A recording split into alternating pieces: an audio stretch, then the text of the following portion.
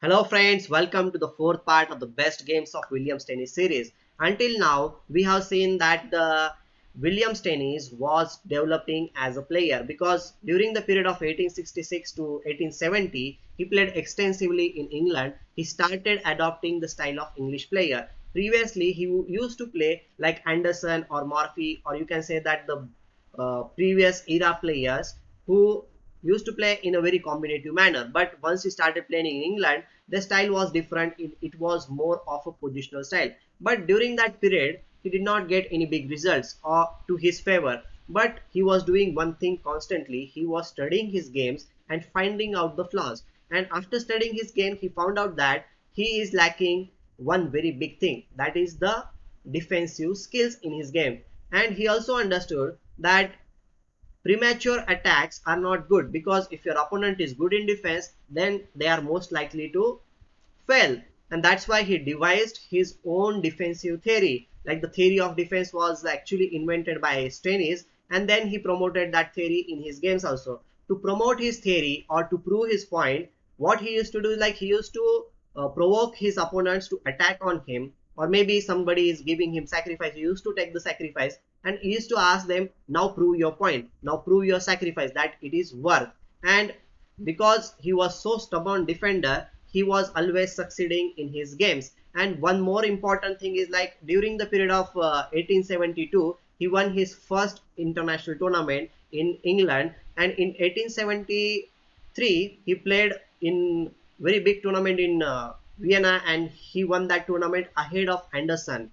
And the game which we are going to see was played against, you can say, the warrior of the previous era, the combinative player, and he was playing against the defender, you can say, like the warrior of the new era, who was very good in the defense. He was holding his shield and he was taking all the blows, right? Okay, Blackburne was white in this game and Steinitz was black. And this game is historically also very important because our second world chess champion, that Emmanuel Lasker, used to show this game to his pupils in his seminars and everywhere, and he used to say that this game is very important because from this game the theory of defense evolved. So without further ado, let's get started with this game and understand what was the theory behind the defense. Okay, so the game started with e4, then black played e5, knight to the f3, knight to the c6, then d4. Well, Blackburne was the attacking player, so he played this d4. This is a Scotch opening. Then Steinitz played e into d4, knight into d4, and now in this position, the first surprise came. That we know this thing that here black has options of playing knight to the f6, okay, and another option is to play bishop to the c5.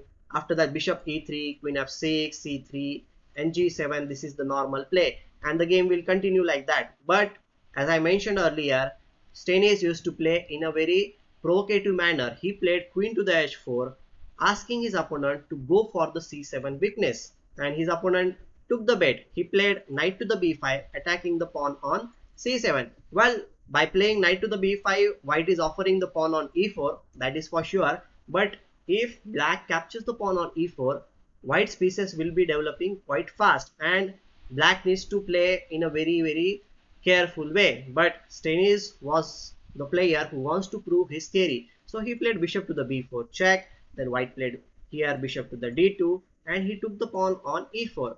Obviously white played bishop to the e2, and here how will you defend the pawn on c7? Well, Steinitz played a very strange move. He played king to the d8, supporting the pawn on c7. Well, by playing king to the d8, he has lost his right to the castle.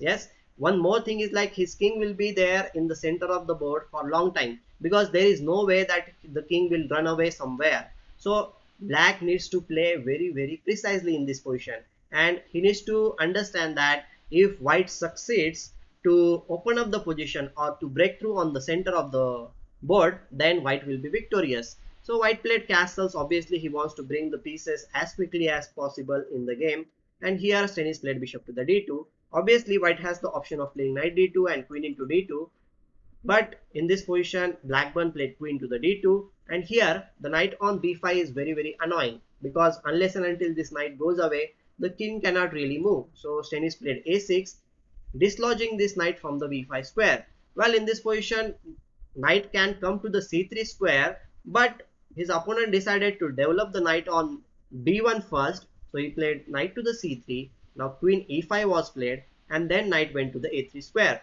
Now we should understand that okay, this knight is jumping on the c4 square, and we need to do something about this, because if you play a normal move like b6, the knight will come in the game and it is a much more centralized piece. But Steinitz was very clever. He understood that the c4 square should be controlled, so he played b5 in this position.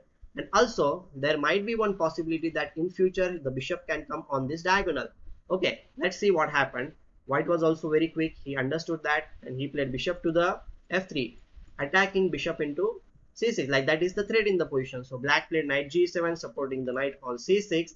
And in this position, white has two options. One option is to play rook a d1, and another option is to rook f e1. Both the options are quite good, but rook f e1 was more threatening, because let's suppose in this position black will play queen to the d6 or queen to the f6. I'll consider both the options. First of all, if he plays queen to the f6, then white has a very nice move, that is rook into e7, and if knight into e7 is played, then we can play bishop into a8, and after b4, after this move, black should be a little bit not so good in this position, because a6 pawn is a weakness, plus the d7 pawn will be also a weakness, and this bishop can always come back, and this rook is also joining the game. So I will prefer playing this position from white side. And let's suppose if he plays queen to the d6 in this position, then white has the option of going into the endgame with queen into d6 and c into d6. Definitely black's pawn structure is little bit bad. His king is also there in the center, and white's pieces are coming quite quickly in the center of the board. Like next move will be rook a d1, attacking the pawn on d6, and black is little bit uncomfortable. Or if white wants to keep the position like intact in this, like he can play knight to the d5, not exchanging the queens. So rook f e1 was very critical, but okay, he played rook a d1 in this position, threatening here on the d7 pawn, and black played queen to the f5, because now he needs to defend the pawn on d7. So now again rook f e1 also came, because he wants to attack on e7, and these rooks are there. This looks very scary, but here in this position Steinitz plays a very calm move. He is not afraid of opponent's attack, because he used to believe very rigorously or religiously, you can say, that if you keep on improving your position little by little or step by step, then you will be able to defend even if your opponent is attacking very fiercely. So he plays rook to the b8, making some room for the rook. Okay, so white played a little bit inaccurate move in this position. He played something like queen to the e2. Well, queen e2 is not at all a good move. Here white might try to play knight to the d5, which was a good move, because here he needs to remove his opponent defenders. That the e7 knight is one of the defender in this position, and centralizing the knight is also one of the good tactic. But he plays queen to the e2, giving chance for black to consolidate his position, and he plays d6 in this position. Now you can see that the knights are already controlling, supporting each other. Now the bishop is also going to come in the game, and that is a very good news for black, because bishop will come on the d7 square. There will be some additional piece on this d file, and that is a very good news, because black can even go to the c8 square, and his king might be able to go into the safe zone. Okay, so white played knight to the e4 in this position, black played bishop to the d7, and I will say that black is almost okay in this position. So black, obviously white tried to play queen e3. He is trying to jump on the g5 square, but okay, Steinitz is not going to give any chance like that. He plays f6, just rock solid. And here, out of desperation, I'll say, white played the next move, that was g4, because he wants to dislodge this queen from this side, and once the queen goes to the g6 square, he played another desperate move, that was knight into d6. And according to Steinitz, this is what you call as premature attack, because white is not really ready to attack in this position. What he should have done, like maybe he should have played c3, bringing the knight in the game. That was much more solid play, but he plays knight into d6, hoping that the queen is out of the game. Like he is thinking like that, but we will see there is a surprise for him, that After c into d6, rook into d6, the other rook will also come in the game, or he can even play queen to the c5 in this position. That is what he was planning, because now there are multiple threats, bishop into c6, then if this is captured, then we can, first of all, we can capture rook into e7 also. But white missed a very nice move in this position which Stenisz has planned. He played, means he was going to play queen to the g5, and suddenly this queen is not having any good squares, and if he moves the queen somewhere back, like here or somewhere, the rook on d6 will be hanging. And if he captures the queens, obviously this is not so good, because all the pieces from black side are defended, and going into the endgame will be a disaster, because the knight on a3 is completely out of the game. So that is not something which is good. So white understood this his mistake, but it is almost too much late. He played bishop into c6 in this position, knight into c6, and I will say that black is completely safe in this position. His rooks are also now connected. The rook is going to come on the e8 square, and okay, I will just say that after few moves the position will collapse slowly and gradually. But before that, white played queen to the g3, threatening some discovered attack on the king. So Stenisz played king to the c8, getting away from all the discovered checks. Here white played rook e d1, and now the d7 bishop is being attacked. Stenisz played rook to the b7, supporting the bishop on d7, and now queen to the g2.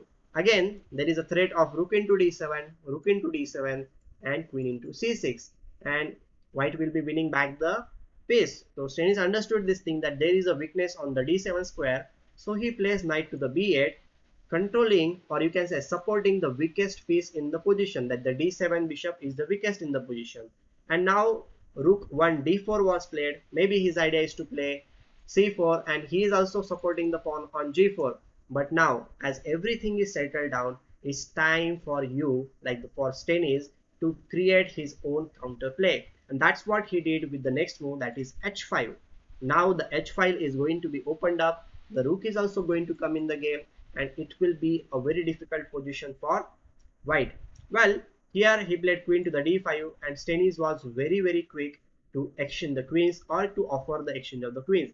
He played queen to the g5, and here in this position white just threw his game by playing queen to the g5. Okay, he didn't even have good options in this position, because we are also threatening bishop into g4 on the next move, and there will be discovered attacks. The bishop is also going to come on this diagonal, so white's king was very in big trouble. So he played queen into g5, f into g5, but the resulting endgame is completely lost for white. And after bishop into g4, rook into g5, he brought the last piece in the game with rook to the e8, king to the g2. Okay, this position is, black is piece up, and he will convert the position quite surely. But still, for the sake of clarity, I'll show you what happened in the game. Slowly and gradually he started putting his pieces in the game. He played f2 pawn is also gone, and then he brought the knight also in the game, and now king is coming to the b6 square. Look at this poor knight on b1, like he is taking so many moves to come in the game, and that is not something good while playing the game. He played knight to the b8, again supporting the bishop on d7, and finally the position is simplified after rook into c2. He captured on c3, bishop into d5, rook into d5, and black is completely piece up. He doesn't have any problem, and he converted the position quite quickly after these moves. And finally, in this position after c3, white just resigned. So this was the demonstration of Stenisz of his great skill, that is the defensive skills, and because of these skills he even won the world chess championship match. And because of his all the theories related to the positional concepts and the defensive skills, everything, we now in the modern era can play chess in a better way. So I hope you enjoyed this video, and if you have not seen my previous videos related to the Stenisz series, do watch them in my playlist. And if you are not subscribed to my channel, do subscribe. We will be meeting once again with something more interesting in Stenisz series. Till then, take care and goodbye.